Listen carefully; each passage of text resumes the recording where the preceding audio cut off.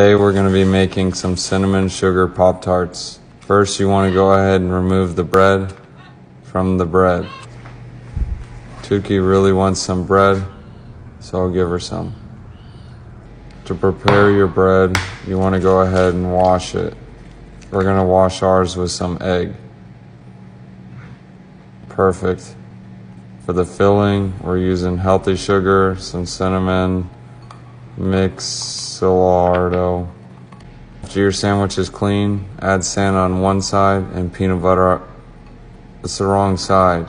It's only supposed to be on one side. Thank you.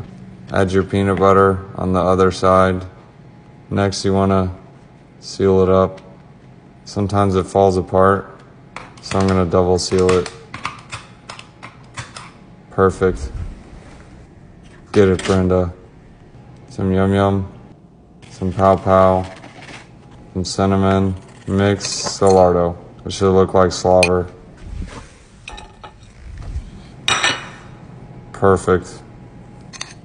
Spread-a-lardo.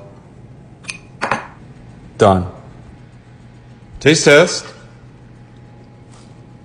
At this moment, I realize the staples I used weren't food grade. Yum.